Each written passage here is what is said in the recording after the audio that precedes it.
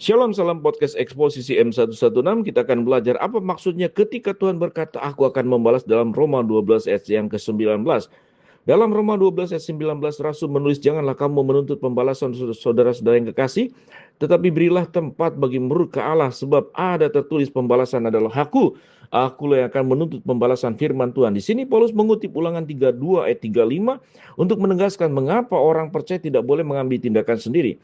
Allah adalah hakim tertinggi. Dia melihat setiap tindakan tidak adil yang dilakukan. Orang percaya harus percaya pada waktu dan penghakiman Allah yang sempurna. Dia akan menuntut pembalasan. Dia akan menuntut pembalasan. Keadilan Allah yang sempurna seharusnya menanamkan keyakinan pada rencananya. Ketika Allah berkata, aku akan menuntut pembalasan, dia menginginkan orang percaya akan keadilan yang berdaulat. Allah adalah penguasa tertinggi. Dia tidak membiarkan dunia menjadi kacau tanpa pertanggungjawaban. Dia akan menangani setiap dosa dan kesalahan. Jika tidak dalam kehidupan ini, maka di kehidupannya akan datang. Mengetahui bahwa keadilan akan ditegakkan, kedaulatan Allah seharusnya membuat kita merasa aman. Kita seharusnya tidak membalas dendam terhadap orang-orang lain ketika kita dizalimi. Sebaliknya kita harus percaya bahwa keadilan Allah melampaui keadilan kita sendiri. Mazmur 94 ayat 1 sampai 2 mengatakan, Tuhan adalah Allah yang menuntut pembalasan. Ya Allah yang menuntut pembalasan, bersinarlah, bangkitlah. Hakim bumi, berikanlah kepada orang-orang yang congkak apa yang patut mereka terima. Pemazmur tahu bahwa keadilan ada di tangan Tuhan. Kita harus bersandar pada pengetahuan yang sama.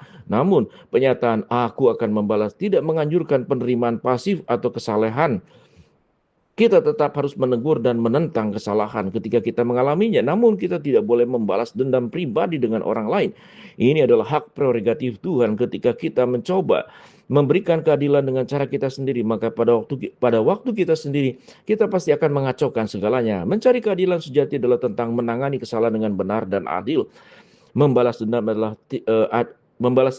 adalah menentang, menimbulkan kerugian atau penderitaan pula pada pelaku kesalahan. Amsal 20:22 mengatakan, jangan berkata, aku akan membalaskan kesalahan ini kepadamu. Tunggulah Tuhan dan dia akan membalaskan dendammu.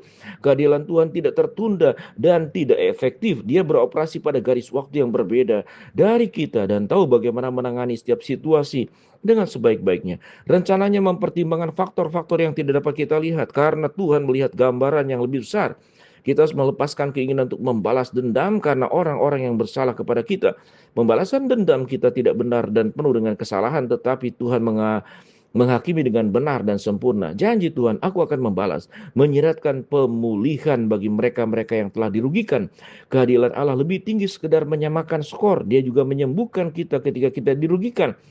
Yesaya 61:8 mengatakan, karena aku Tuhan mencintai keadilan, aku membenci perampokan dan kejahatan. Dalam kesetiaanku, aku akan memberikan upah kepada umatku dan membuat perjanjian kekal dengan mereka. Tuhan menghukum kesalahan dan memberkati penderita.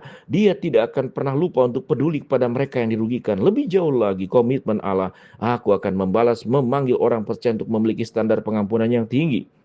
Yesus mencontohkan sikap mengampuni ketika dia berkata, ya Bapa, ampunilah mereka sebab mereka tidak tahu apa yang mereka perbuat. Lukas 23:34. Yesus mengajarkan kita untuk memiliki sikap yang sama dalam Matius 5:44. Aku berkata kepadamu, kasihilah musuhmu dan berdoalah bagi mereka yang menganiaya kamu. Ketika kita percaya pada janji Allah untuk membalas pengajaran Yesus untuk mengampuni dan berdoa bagi musuh-musuh kita, menjadi mungkin mengetahui bahwa Allah telah menangani masalah dengan baik, kita dapat melangkah maju dengan damai, kasih dan sukacita. Kita tidak perlu menanggung beban membalas dendam. Jaminan Allah, aku akan membalas, mengingatkan kita akan kebutuhan kita, akan kasih karunia dan belas kasihan Allah. Ada situasi yang menyebabkan kita menambahkan keadilan Allah. Tapi kita juga harus mengingat bahwa kasih karunia dan belas kasihan Allah, kita telah menerima kebaikannya dan kita telah berusaha untuk memperluas kebaikan itu kepada orang lain.